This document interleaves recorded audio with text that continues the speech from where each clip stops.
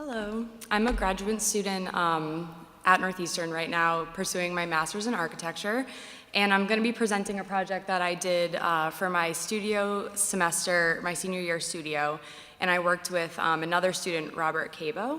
We actually submitted our project to a competition called Timber in the City, which focused on emerging timber technologies.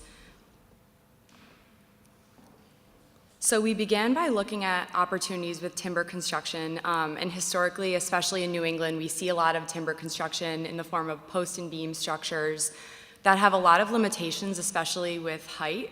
And today, there are a lot of emerging technologies that allow us to span longer distances and to support taller structures.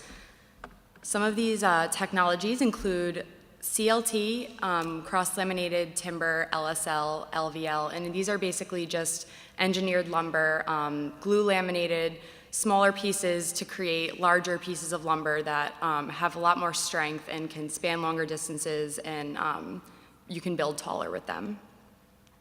So our structural prototype began with a full-floor truss box that was 15 feet tall and could span 90 feet in length and 60 feet in width.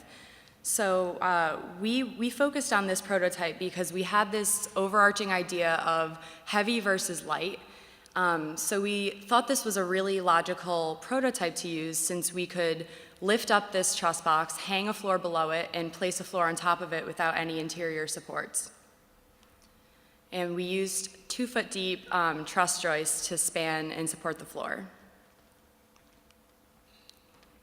So since the curtain wall wasn't structural, so the curtain wall is hanging below the truss box, and then a storefront system is sitting on top of the truss box. So this is a wall section where you can see how this truss box is sort of sandwiched between the lighter, more transparent floors.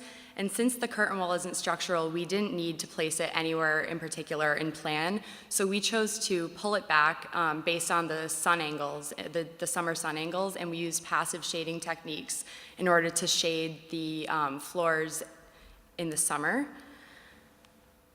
So then taking this prototype, in order to aggregate it to actually apply it to the site, we used 2 techniques based on the program we were given.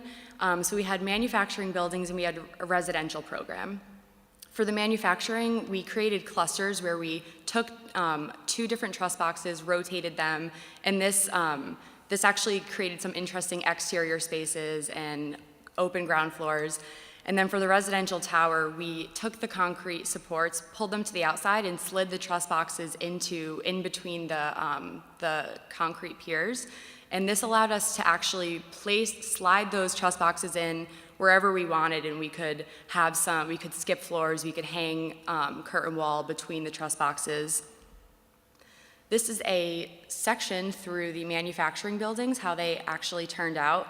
And we found that this prototype is actually really ideal for manufacturing program because of the large open spans, large open interior spaces for machinery, open ground floors for loading, and we could put freight elevators into the concrete columns, the concrete cores. And this is a section of the residential tower, and you can see how those truss boxes are sort of located. They skip some floors, and you have open spaces that maybe you could put some public program in, you could put a restaurant, you could put a gym. It just creates different types of space. So this is our wall section of the residential tower, and I talked before about the passive shading system, how we use that truss box to create a cantilever to shade the transparent floors. And since we couldn't use a cantilever on such a tall structure, we brought the passive shading down to the individual unit scale, and we actually push and pulled the facade to create these window shrouds that were shading from the summer sunlight on the small scale of each unit. And this actually also, so you can see we have this extra space here that is created when the facade is pulled out, and it allowed us to also create a passive ventilation system where we brought air up through the window shroud and between the floors, and then it could filter into the units. And then finally, these are just some final renderings of what the finished product looked like. These are the manufacturing buildings, and they're sort of located in like a campus setting. And then this is just a view of the residential tower. You can see how the facade is sort of undulating and is shading each individual unit. And this is just a view looking down the street. You can see the manufacturing building and the residential tower. That's it.